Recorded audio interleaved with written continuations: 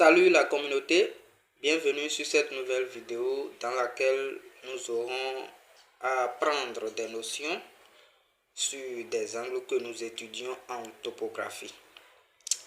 En grand 1, nous allons voir les différents types d'angles que nous pouvons rencontrer dans un cheminement fermé. Avant d'aborder en grand 2 les différents types d'angles que nous pouvons également rencontrer dans un cheminement encadré. Et nous allons en finir par le type d'angle que nous pouvons rencontrer à la fois dans les deux cheminements, dans les deux différents types de cheminements. Ok, en grand 1, les différents types d'angles dans un cheminement fermé. Des gens vont se poser des questions déjà, qu'est-ce qu'un cheminement? Pour cette raison, je vais vous donner certaines notifications, je vais vous clarifier certains thèmes avant que nous évoluions dans notre leçon. Un cheminement, c'est quoi? Un cheminement consiste en une série d'opérations de proche en proche servant à mesurer sur le terrain les différents éléments d'une polygonale. Si je vais vous expliquer un peu ce que je viens de vous donner comme définition, je suppose que nous avons à travailler sur un site et le site sur lequel nous aurons à travailler, nous n'avons pas de points connus sur le site. Or que en topographie, nous avons nécessairement besoin des points pour pouvoir prendre ces points comme des points de base pour pouvoir travailler. Et à côté de nous, à côté de notre site, à quelques kilomètres ou bien à quelques mètres, quelques dizaines de mètres de notre site de travail, il y a des points connus là-bas. Et pour cette raison, nous décidons de conduire un cheminement depuis le point qui est connu là-bas jusqu'à notre lieu de site. Je suppose que voilà notre lieu de site, notre site de travail, pardon, c'est ça. Et le point connu dont on veut se servir pour venir travailler sur notre site là est à quelques dizaines de mètres de notre site de travail. Et donc je suppose que le point est ici. Alors il va falloir que nous créons des points fictifs qui vont nous permettre de transmettre ou bien de faire des transmissions ou bien d'opérer de proche en proche, je vais dire. On va opérer de proche en proche. Je crée un point ici et je me rends compte bien. Je crée le point de telle enseigne qu'il y ait d'intervisibilité entre ce point et ce point afin que une fois ici, en station ici, je puisse viser le point connu et également le point suivant, je dois le mettre à une position qu'il y ait d'intervisibilité. En étant ici, je peux opérer, ce point doit être visible et je vais opérer dans ce sens. Et comme ça, nous allons créer des points. Peut-être qu'il y a des bâtiments sur le lieu ou bien il y a des bâtiments qui nous empêchent de créer les points suivants linéaires. Pour cette raison, on se sert de la nature du relief pour créer des points jusqu'à venir sur notre site de travail. Est-ce que vous voyez? Donc les points que nous créons pour pouvoir travailler de proche en proche, je travaille ici, je stationne ici, je vise ici pour pouvoir quitter ce point, venir ici, je vise ici, travailler de proche en proche jusqu'à venir sur mon site de travail. L'ensemble de ces points-là constitue un cheminement. Est-ce que vous voyez? Et donc, on parle de cheminement fermé lorsque je commence par travailler. C'est mon point connu ici. C'est mon point connu ici. Et je conduis le cheminement jusqu'à venir sur mon site de travail. Et il n'y a pas un autre point sur lequel je peux me contrôler sur le site. Pour cette raison, je décide de continuer le cheminement jusqu'à refermer sur le même point, le point de départ. Dans ce cas, nous parlons de cheminement fermé. Est-ce que vous voyez? Maintenant, dans le cas où il y a un autre point sur le site que je peux me servir pour me contrôler, alors je parle de cheminement encadré. Est-ce que vous comprenez? Je dis dans un premier temps, le cheminement est fermé lorsque je conduis un cheminement vers mon site de travail et je me rends compte qu'il n'y a pas un autre point là-bas pour me contrôler. Et je reviens me fermer sur le point de départ. Là, j'ai conduit un cheminement fermé. Et dans le contexte où je n'ai pas, dans le contexte où j'ai un autre point sur lequel je peux me contrôler et le cheminement part d'un point connu et se termine par un autre point connu, alors le cheminement est encadré. Si vous comprenez, mais dès que je referme, je fais un demi-tour bien, je referme sur le point de départ, le cheminement est fermé. Et dans la définition de cheminement tout à l'heure, j'ai dit que le cheminement consiste en une série d'opérations de proche en proche servant à mesurer sur le terrain les différents éléments d'une polygonale. Il y a un nouveau mot qui est sorti, polygonale. Et des gens vont également se demander ce que c'est qu'une polygonale. La polygonale, c'est quoi? La polygonale, c'est la figure géométrique obtenue lors d'un cheminement est composée d'une succession d'angles et de segments de droite. La polygonale peut être fermée, ouverte ou encadrée. On dit quoi? La polygonale, c'est la figure géométrique obtenue lors d'un cheminement est composée d'une succession d'angles et de segments de droite. Je suppose l'exemple terre à terre que je vous ai donné tout à l'heure ici. Vous voyez, j'ai créé des points qui vont me permettre de travailler de proche en proche, une série d'opérations de proche en proche. Si je joins ce point à ce point, je joins encore ce point à ce point, je joins ceci également à ceci, et je joins ceci également à ceci. La figure géométrique que j'ai obtenue, c'est ça qui est la polygonale. Est-ce que vous voyez? Donc cette figure géométrique-là, c'est ça qui est la polygonale. On a dit que c'est composé d'une succession d'angles. Il y a un angle ici, il y a encore un angle ici, succession d'angles, et de segments de droite. De ce point à ce point, c'est un segment de droite. De ce point à ce point, c'est un segment de droite. De ce point à ce point, c'est un segment de droite. Est-ce que vous voyez? On dit que la polygonale peut être fermée. J'ai déjà expliqué le cas où le cheminement est fermé. Si le cheminement est fermé, alors nous aurons une polygonale fermée. Si le cheminement est encadré, alors nous aurons une polygonale encadrée. J'ai déjà expliqué.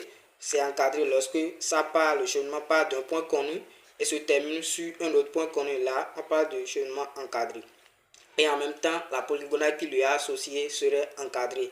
Si c'est ouvert, on dit il y a aussi polygonale ouverte. Si la polygonale est ouverte, ça veut dire que le point de départ est connu.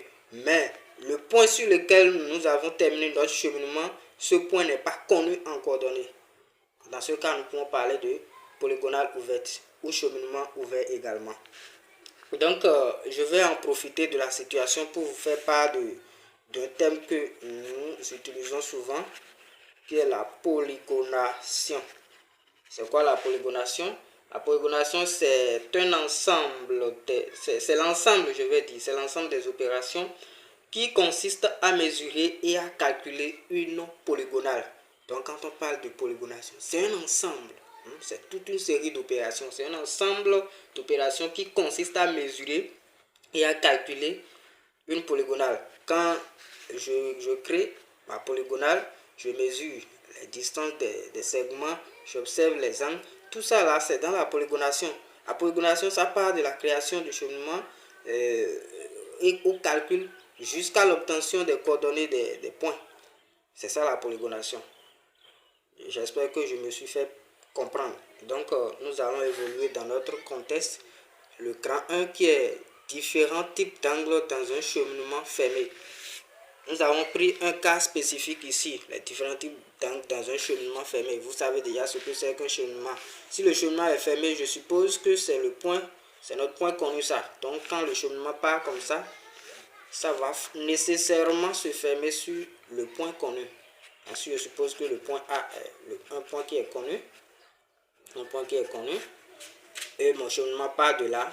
Ça va forcément se fermer sur ce point. Est-ce que vous voyez? Et donc, nous voulons parler des différents types d'angles que nous pouvons observer dans ce type de cheminement. Si le cheminement est fermé, nous pouvons observer des angles qui lui sont intérieurs, les angles qui sont intérieurs à la polygonale. La polygonale, j'ai dit, c'est la figure géométrique obtenue. Nous pouvons observer des angles qui sont intérieurs à la polygonale. C'est ça que je suis en train de marquer comme ça. Les angles qui sont intérieurs à la polygonale. Est-ce que vous voyez? Et de la même manière, nous pouvons obtenir des angles qui sont extérieurs à la polygonale. Est-ce que vous voyez? Les angles qui sont extérieurs à la polygonale. Voilà. Donc, dans un cheminement fermé, les angles que nous pouvons obtenir, on peut avoir des angles intérieurs, les angles qui sont intérieurs à la polygonale, les angles intérieurs. Quand on dit que l'angle est intérieur, c'est comme le nom indique, hein? L'angle est à l'intérieur de notre polygonale. Et également, nous pouvons obtenir des angles extérieurs. Comme le nom l'indique, les angles se situent à l'extérieur de notre polygonale. Est-ce que vous voyez? Nous allons passer au grand 2, dans lequel nous aurons à parler des différents types d'angles que nous pouvons observer dans un cheminement encadré. Ok, les différents types d'angles dans un cheminement encadré. Le cheminement encadré, lorsqu'il part d'un point connu et se termine sur un autre point qui est connu également. Je vais représenter une figure et vais illustrer un cheminement encadré pour que vous puissiez comprendre à quoi ça sert réellement, ce que c'est réellement. Voilà un schéma, voilà une figure que j'ai fait pour illustrer un cheminement encadré. Ici, c'est un cheminement encadré et le point de départ qui est connu, c'est le point A. Le point d'arrivée qui est connu, c'est le point B. Les points intermédiaires ne sont rien d'autre que 1, 2, 3, 4 et 5. Maintenant, qu'est-ce que nous voulons voir ici? Ce sont les différents types d'angles que nous pouvons observer dans un cheminement encadré. Quand on est dans un cheminement encadré, pour identifier les angles, il va falloir que nous sachions ou bien que nous donnons un sens d'opération. Un sens d'opération, je suppose que notre sens d'opération c'est de A vers B. Notre sens d'opération c'est de A vers B, je suppose. Donc on veut partir de ce point pour aller de ce point. Les deux angles que nous rencontrons, c'est quoi? Il y a angle topo de gauche, angle topo de gauche, et il y a également angle topo de droite. En abréviation, en topo de gauche là, on écrit souvent ATG, et l'autre là, nous écrivons souvent ATD, en topo de gauche, en topo de droite. Et donc quand nous venons sur notre cheminement ici, encadré bien sûr, voilà le sens de parcours ou bien le sens d'opération. Si je suppose, je me mets sur le cheminement et je commence à marcher sur le cheminement de A pour aller vers B, je vais constater que les angles qui sont de ce côté se retrouvent à ma gauche. Les angles qui sont de ce côté se retrouvent à ma gauche. Si je marche de ce sens, je marche de A vers B, ces angles-là se retrouvent à ma gauche. Alors, simplement, je les ordonne bien, je les attribue le nom d'angle topo de gauche. Est-ce que vous voyez? Et les angles qui sont à ma droite, quand je suis en train de marcher sur le cheminement, dans le sens d'opération, les angles qui se situent à ma droite, je leur donne simplement le nom, je les attribue le nom angle topo de droite. Est-ce que vous voyez? Donc, les angles qui sont à ma gauche, suivant le sens d'opération, sont nommés angle topo de gauche, et les angles qui sont à ma droite, suivant le sens d'opération, ce sont des angles topo de droite. Donc les angles qui sont de ce côté sont des angles topo de droite, et les angles qui sont de ce côté sont des angles topo de gauche. Est-ce que vous voyez? Donc c'est ce que j'ai à aborder avec vous en grand 2. En grand 3, c'est un angle que nous pouvons remarquer, nous pouvons observer à la fois dans un cheminement encadré ou dans un cheminement fermé. Et je profite pour vous notifier également, le cheminement peut être ouvert. Si j'ai déjà parlé de ça, je pense, si le cheminement est ouvert, ça veut dire que le point de départ est connu en coordonnées, mais le point d'arrivée n'est pas connu. Est-ce que vous voyez? Donc j'évolue. Il y a un angle, un type d'angle que nous pouvons observer à la fois dans les deux types de cheminement que je vais vous notifier tout à l'heure. Voilà, chers amis, l'angle qu'on peut retrouver à la fois dans un cheminement fermé et retrouver également dans un cheminement encadré ou ouvert, c'est angle de déflexion. C'est quoi angle de déflexion? On appelle angle de déflexion l'angle qui part du prolongement du côté précédent sur le côté suivant. Je vous donne un exemple. Une polygonale à 4 côtés. Il y a A, ici B, C et puis D. Donc, quand je prolonge le côté AB sur BC, voilà, je prolonge le côté AB sur BC, l'angle que j'obtiens, cet angle-là, c'est ça on appelle angle de déflexion. De la même manière, si je décide de prolonger le côté BC sur CD, l'angle que j'obtiens ici, l'angle issu du prolongement du côté précédent sur le côté suivant, c'est ça angle de déflexion. Nous pouvons le remarquer dans un cheminement fermé et également dans un cheminement encadré. Si je prends l'exemple de cheminement encadré ou cheminement ouvert, voilà, je suppose ce côté est le côté précédent et donc je prolonge sur le côté suivant, je vais obtenir un angle qui n'est rien d'autre que l'angle de déflexion. Parce que vous voyez, de la même manière, je prolonge ceci, je vais obtenir un angle ici qui n'est rien d'autre que l'angle de déflexion. Je prolonge ceci également. Cet angle est encore appelé angle de déflexion. Donc c'est ce que j'ai à partager avec vous en grand 3. Comme bonus pour cette vidéo, je vous donne la signification d'angle à droite et d'angle à gauche. On dit angle à droite, les angles qui sont mesurés dans le sens des aiguilles d'une montre. Mais les angles à gauche sont des angles qui sont mesurés dans le sens contraire des aiguilles d'une montre. Merci pour votre aimable attention. Je vous dis à bientôt pour une nouvelle vidéo. Merci. Ciao.